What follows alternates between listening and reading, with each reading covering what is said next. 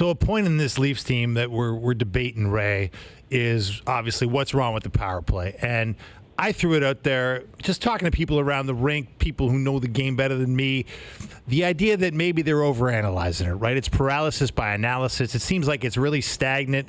And my idea is this, and I would love to get your take on it. You hand the power play over to Mitch Marner. You essentially say, Mitch, you're going to be the quarterback of this power play. You're going to be the director of it, the assistant coach in charge of it. I want your creativity injected into every element of this power play. Am I crazy for thinking that's possible, Ray? Not crazy, but I think it happens in a lot of cases anyway. Like once you're set up, then it's where you've got to have a structure. It actually should be so structured it looks unstructured. And then the puck gets into the hands of the guys you want it to be in. Now, I'm not a huge proponent after watching it for a month or so that Marner's better on the left wing than the right. Yeah. His one-timer is not a weapon. It's a one-timer, but it's not a great one-timer.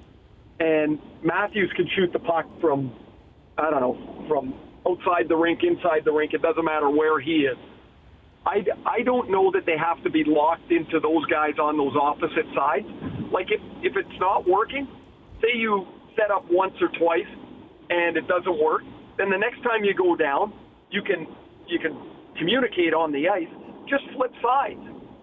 Make it difficult for the penalty killers. Why line up the same way all the time? Because they have the ability and the personnel that they don't have to line up the same way all the time. They are creative enough to do that.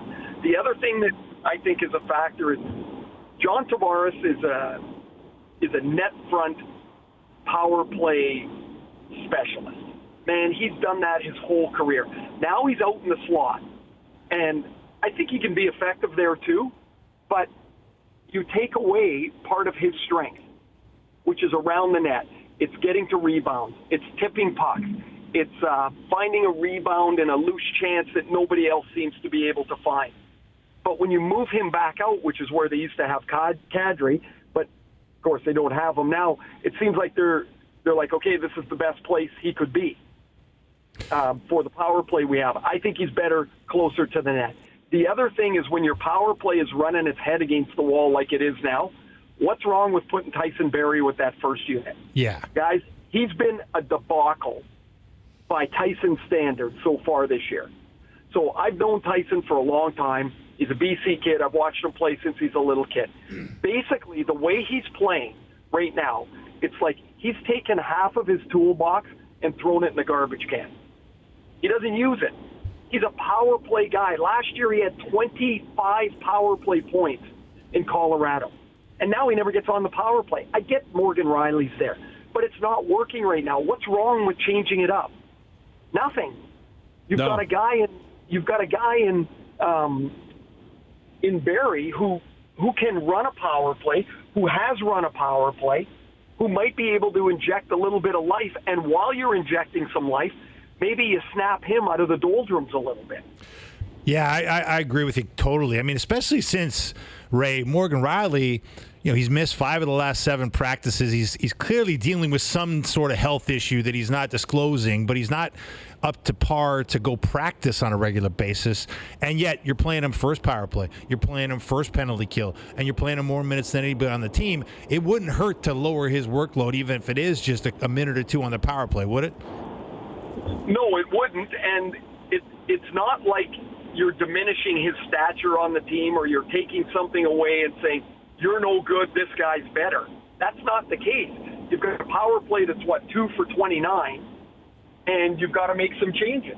And so the changes can be in the structure, the changes could be in the personnel. Doesn't mean the personnel is going to change for the next 6 weeks. It means it's going to change right now. And if they get hot, good, leave them there. But if they don't, at least you've broken it up a little bit.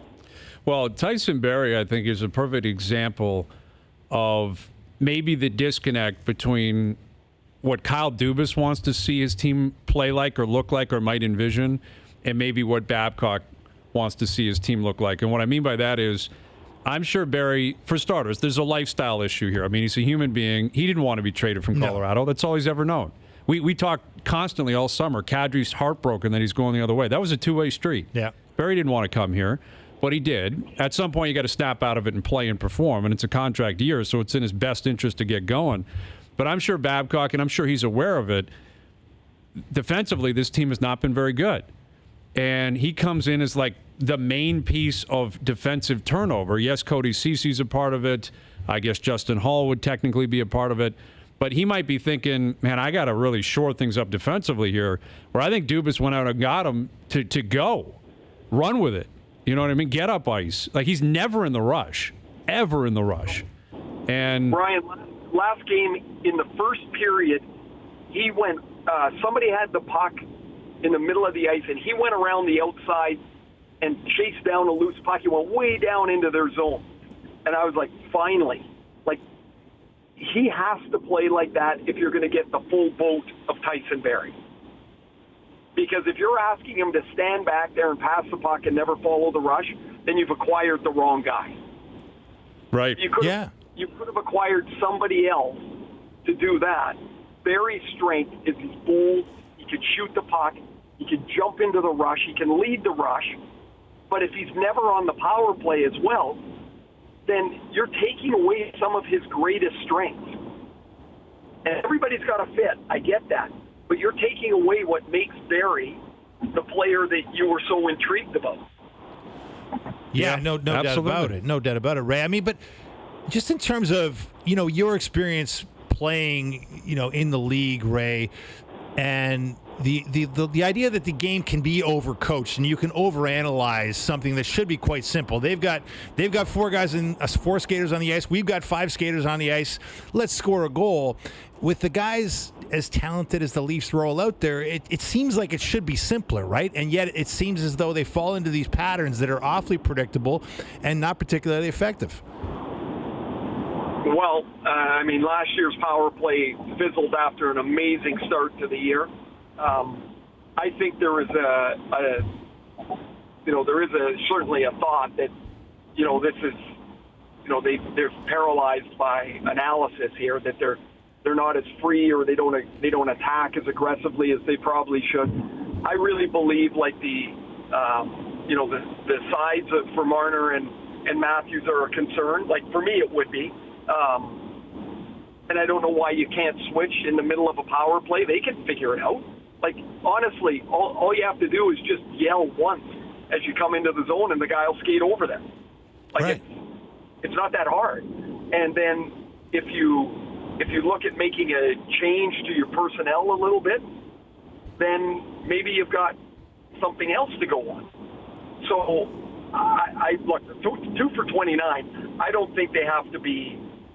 They don't have to be married to anything right now. Like, it's clearly not been as good as it probably should be.